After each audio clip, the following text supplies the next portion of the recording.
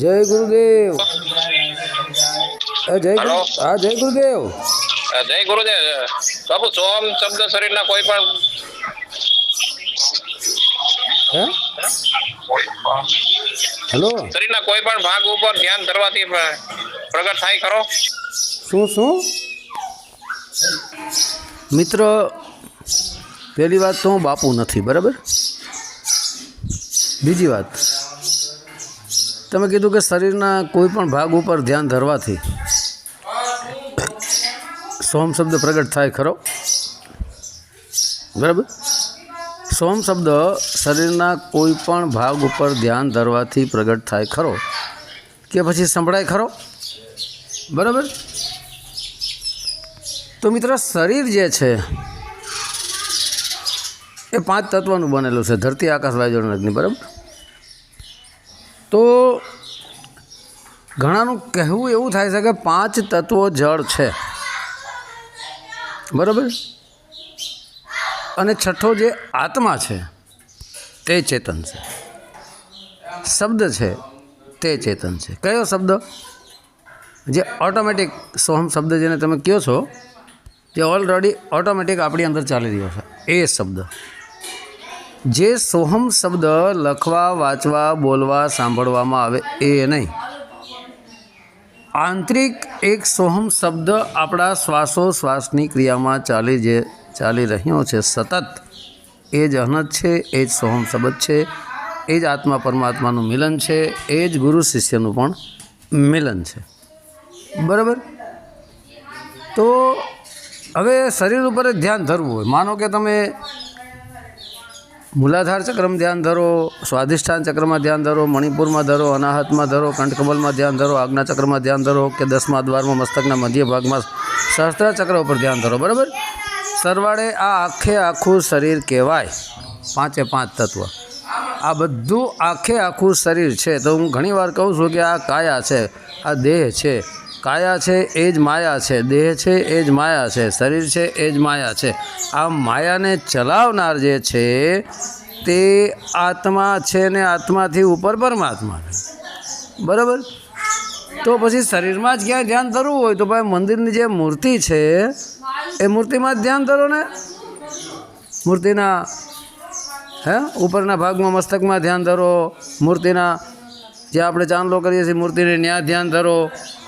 આખી મૂર્તિ છે જ. શરીરમાં ધ્યાન ધરવું તો મૂર્તિમાં ધ્યાન ધરવું શું ખોટું છે? કારણ કે એ મૂર્તિને લોકો જળ કહે. મારી દ્રષ્ટિએ તો સ્થાવર જંગમ બધે પરમાત્મા છે. હું કોઈ વસ્તુને જળ માનતો જ નથી. બધે સર્વત્ર પરમાત્મા છે, સર્વવ્યાપક છે, બરાબર. શરીરમાં વ્યાપક છે. પણ આ તો લોકો જે કહે છે એના વિશેની વાત છે કે આ જળ છે અને આ ચેતન છે. અરે ભાઈ, જળ ને ચેતન કાંઈ નથી, બધું ચેતન જ છે. પણ જેને ખબર નથી, એ લેવલ પર જે પહોંચ્યો નથી એને જળ દેખાય. જળ તને દેખાય છે કેમ? તું ભાઈ ચેતન હોય તો તને જળ દેખાય કેમ? જળ તારી અંદર છે એ સાબિત થાય છે, બરાબર. તો ભગત, શરીર ઉપર ક્યાંય પણ ધ્યાન ધરવાથી સોહમ શબ્દ પ્રગટ થાય નહીં કે પછી સંભળાય નહીં, બરાબર. કારણ કે તમે માનો કે આપણે સુરત શબ્દ યોગ કરવો છે, તો તમે મૂલાધાર ચક્રમાં ધ્યાન ધર્યું તો શું થયું? મૂલાધાર ચક્ર સુરત યોગ થયો. સ્વાધિષ્ઠાનમાં તો સ્વાધિષ્ઠાન ચક્ર અને સુરત યોગ થયો. યોગ એટલે જોડાવવું. નાભીમાં ધ્યાન ધરો તો નાભી સુરત યોગ થયો. હૃદય કમળમાં ધ્યાન ધરો તો હૃદય સુરત યોગ થયો. કંઠકમલમાં ધ્યાન ધરો તો કંઠકમલ સુરત યોગ થયો. આજ્ઞા ચક્રમાં ધ્યાન ધરો તો આજ્ઞા ચક્ર સુરત યોગ થયો. માથામાં ધ્યાન ધરો તો સુરત માથા યોગ થયો. આ શું સુરત શબ્દ યોગ કહેવાય? ધતિંગ છે, આ બધું ખોટું છે. શબ્દને જો પ્રગટ કરવો હોય તો જ્યાં શબ્દ ચાલી રહ્યો છે ત્યાં ધ્યાન ધરો, તો જ શબ્દ પ્રગટ થાય, તો જ તમે એને સાંભળી શકો. એટલા માટે સવાદાર બાપુએ કીધું છે કે તીર્થ વ્રતમાં બહુ ફરે જાય, બદ્રીના બેટે પડ્યું છે ત્યાં ગોતે ને ગોતે છેટે. આદમ તો અંતરમાં વસે. શું કીધું? આદમ તો અંતરમાં વસે, જો કોઈ નજર રાખે નેઠે પણ ભજન કરે તો ભેટે. શું કીધું? તીર્થ વ્રતમાં બહુ ફરે. તીર્થ એટલે તીર્થ અને વ્રત. વ્રત એટલે બાધા રાખવી, મિનતી રાખવી, ટેક રાખવી. વ્રત, તીર્થ એટલે ફરવું. તો આ બધા 7 ચક્રો બધા ફરતા રહીએ. આ બધું તીર્થ વ્રત જ સમજી લ્યો. તો બધે ફરતા રહીએ, બરાબર. હવે પછી કહે છે કે આદમ તો અંતરમાં વસે. આદમ શું કીધું? આદમ પરમાત્માને પણ એની તરફ પણ ઇશારો કરવામાં આવ્યો છે. અને આદમનો બીજો અર્થ થાય દમ, એટલે શ્વાસોશ્વાસની ક્રિયા. આ એ જ આત્મા. આ પ્લસ દમ. આદમ એટલે શ્વાસોશ્વાસની ક્રિયામાં. આદમ તો અંતરમાં વસે. અંતર શું છે? અંતર એટલે શું? એક તો અંતકરણ, મંચિત બુદ્ધિ અહંકાર, એને અંતકરણ કહેવાય. આદમ તો અંતરમાં વસે. શું કીધું? અંતરમાં વસે. તો અહીંયા તો અંતર છે જ નહીં, નિરંતર છે. તો અંતરમાં કેવી રીતે વસે છે? અંતર એટલે છેટું છેટું. પણ અંતરનો અર્થ છે અહીં તમારા અંતકરણમાં વસી રહ્યો છે, તમારા અંતરાત્મામાં વસી રહ્યો છે સોહમ શબ્દ. આદમ તો અંતરમાં વસે એટલે આદમ એને કોઈ અંતર નથી, છેટું છેટું નથી. આદમ તો અંતરમાં વસે એનો અર્થ છે સવાદાસ બાપુનો કહેવાનો તમારા અંતકરણની અંદર, તમારા શ્વાસોશ્વાસની ક્રિયાની અંદર, તમારા મનચિત બુદ્ધિ અહંકારની અંદર એ વસી રહ્યો છે. પણ મનચિત બુદ્ધિ અહંકારને તમે એક કરો, સુરતાને તમે સ્થિર કરો.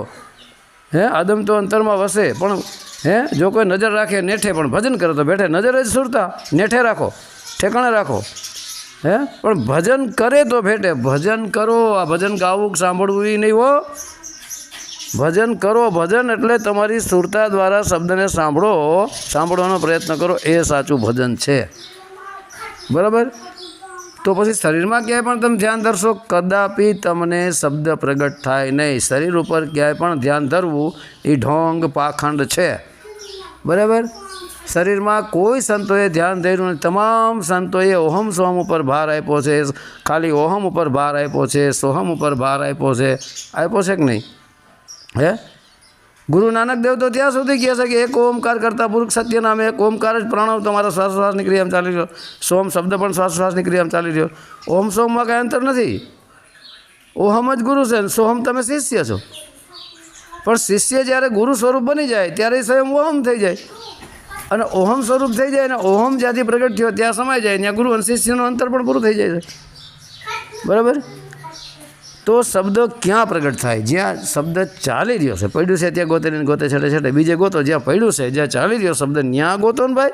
ત્યાં ધ્યાન ધરો ને ક્યાં પડ્યું છે? એ જ શ્વાસોશ્વાસની ક્રિયામાં. જે શ્વાસને અંદર ખેંચો, સો બહાર કાઢો, હમ સો હમ. જો તું સો હમ.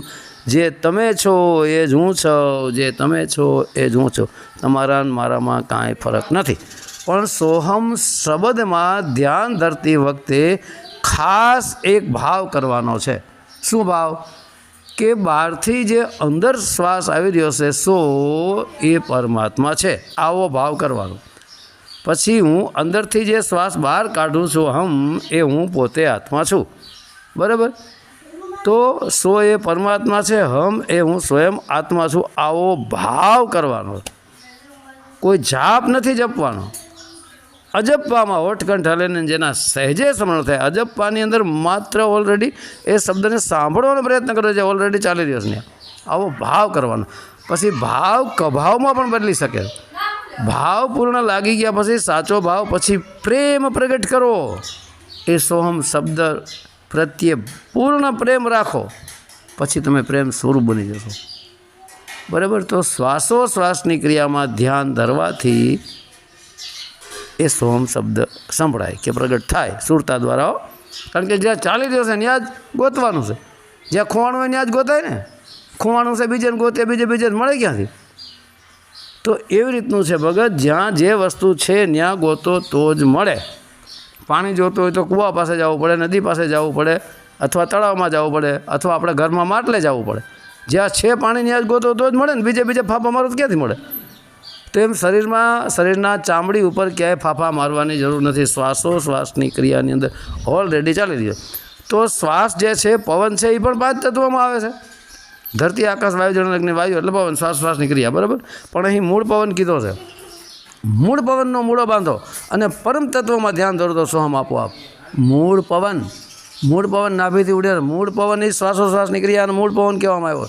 પવન તો આ શરીરમાં 10 હાલે. નાગ, કૃકલ, કુર્મ, દેવદત્ત, ધનંજય, સમાન, અપાન, વ્યાન, ઉદાન, પ્રાણ. આમ 10 પ્રાણ છે. પણ આ શ્વાસોશ્વાસને મૂળ પવન કીધો છે.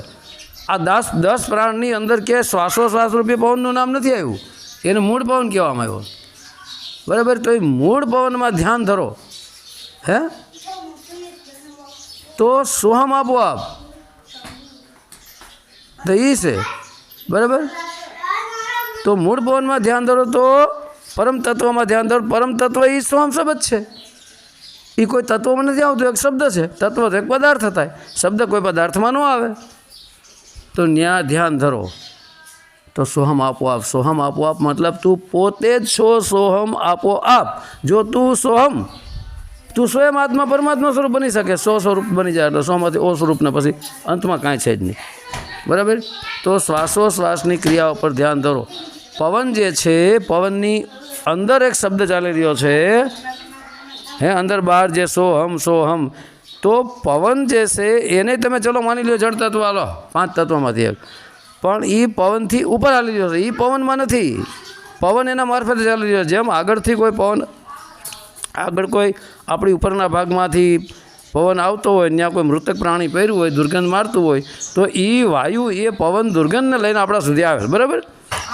તો એ દુર્ગંધ વાયુ એ દુર્ગંધમાં નથી, પણ દુર્ગંધ વાયુની અંદર છે, બરાબર. જેમ કે દુર્ગંધ જે છે એને લઈને કોણ આવે છે? વાયુ. તો વાયુને દુર્ગંધ સ્પર્શ નથી કરતો, આગળ વધતો જાય જેમ જેમ આગળ પવન, એટલે દુર્ગંધ નષ્ટ થઈ જાય, દુર્ગંધ નહીં રહી. એવી જ રીતને જેમ વાયુમાં દુર્ગંધ ને દુર્ગંધમાં વાયુ, પણ છતાંય એ અલગ અલગ છે, એ તો એને ધક્કો મારીને લઈ આવે છે. જેવી રીતે એક સૂકું પાંદડું હોય કે એક પતંગ ઉડતી હોય, એ પતંગ હવાના સહારે ક્યાંય ઉડતી ઉડતી જાય, તો શું પતંગમાં હવા છે? નહીં. હવા અને પતંગ અલગ અલગ છે, પણ હવા જે છે એ પતંગને ધક્કો મારતી મારતી આગી લઈ ગઈ, બરાબર. એમ પતંગ અને હવા જુદી જુદી છે, બરાબર. પણ પતંગમાં હવા હોવા છતાં હવા પતંગથી ન્યારી છે. એમ અહીં તમે પતંગને સોહમ શબ્દ સમજી લ્યો સમજવા માટે, બરાબર. અને હવા છે એને તમે શ્વાસોશ્વાસની ક્રિયા સમજી લ્યો, બરાબર. એવી જ રીતના સમજવાનું છે. એમ સોહમ શબ્દને પ્રાણવાયુ સાથે કોઈ કોન્ટેક નથી, પણ પ્રાણવાયુની અંદર એ હોવા છતાં એનાથી ઉપર છે, બરાબર. એવી રીતે સમજવાનું છે. એટલે શ્વાસોશ્વાસની ક્રિયામાં ઘણા ઓડિયામાં બોલી ગયો છો કે ધ્યાનપૂર્વક પદ્માસન, વિરાસન, સુખાસન વારીને તમે બેસો, બરાબર. તમારી આંખોની દ્રષ્ટિ બરાબર 2 છિદ્રોની વચ્ચોવચ રાખો, બરાબર. અથવા તો નાકની અણી ઉપર રાખો. આ નાકની અણીમાંથી ન રાખો તો કાંઈ નહીં, બરાબર. કદાચ નાકની અણી બણી તૂટી ગઈ હોય, નાકની અણી જ ન હોય, બૂચું નાક હોય, તમે ક્યાં ધ્યાન ધરો?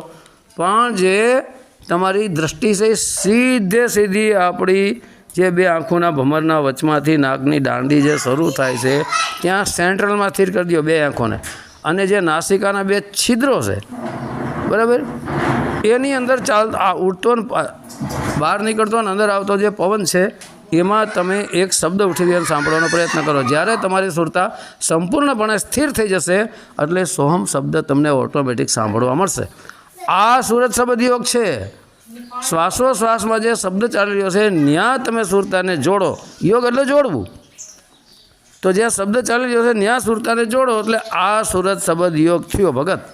અહીંયા શબ્દ તમને સંભળાશે, અહીંયા શબ્દ તમને પ્રગટ થશે, પણ સુરતા થકી સંભળાશે, આ કાન દ્વારા નહીં સંભળાય, બરાબર. તો હવે જય ગુરુદેવ. સત્ય સનાતન ધર્મની જય.